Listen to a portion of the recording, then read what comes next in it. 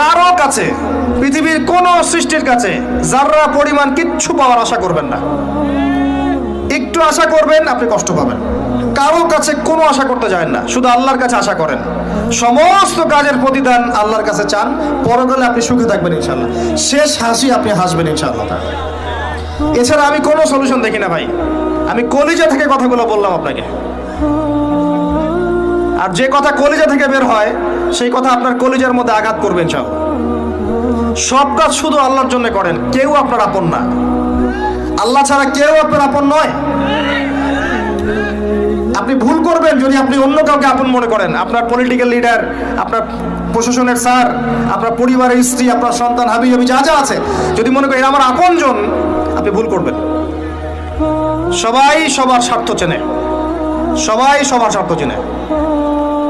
শুধু আল্লাহ আপনাকে নিঃস্বার্থভাবে ভালোবাসেন, আল্লাহ পাক স্বার্থ চান না। সারাটা জীবন পাপ করে থাকলেও একটা বার দাঁড়িয়ে খালি বলেন আল্লাহ আস্তাগফিরুল্লাহ ওয়া আতুবু ইলাইহি, মন থেকে বলেন আল্লাহ আমি ভুল করেছি, আল্লাহ আমাকে মাফ করে দাও। এক মুহূর্তের মধ্যে আল্লাহ পাক আপনার সমস্ত গুনাহগুলোকে নেকিতে পরিবর্তন করে দিবেন ইনশাআল্লাহ। আল্লাহ ছাড়া কেউ নাই আপন। আল্লাহর জন্য খালেস করে ফেলেন নিজেকে, তার দ্বীনের জন্য চেষ্টা করেন। তার দিন আজকে অবহেলিত, তার দিন আজকে অপদস্থ। সারা বিশ্বের বুকে আজকে মুসলিমরা নির্যাতিত, নিপীড়িত। দিনকে এগিয়ে নেওয়ার জন্য কিছু করেন। আপনার ক্ষুদ্র ক্ষুদ্র প্রচেষ্টা ইনশাআল্লাহ আগামী দিন ইসলামের বড় বিজয় নিয়ে আসবে। দিনের জন্য খালেস করে ফেলেন নিজেকে।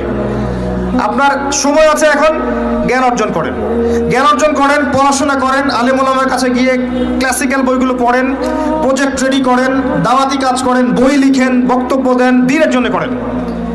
আপনাকে আপনার দুনিয়া আল্লাহ গুছিয়ে দিবেন ইনশাআল্লাহ। দুনিয়া আল্লাহ গুছিয়ে দিবেন ইনশাআল্লাহ। আপনি দিনের জন্য খালেস করে ফেলেন নিজেকে, আল্লাহর দিনের হয়ে যান।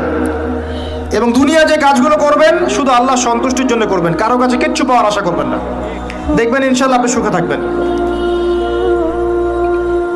একটা পর্যায়ে গিয়ে নূহ আলাইহিস সালামকে বলতে হয়েছে রব্বি আন্নী মাগলুবুন ফান্তাসির। আল্লাহ 950 বছর দাওয়াত দিলাম, মানুষ কথা শোনে না, মানুষ শুনেই না।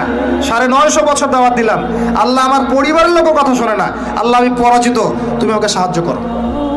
একটা পর্যায়ে গিয়ে লূত আলাইহিস সালামকেও তার স্ত্রী সন্তান ছেড়ে চলে যেতে হলো। একটা পর্যায়ে গিয়ে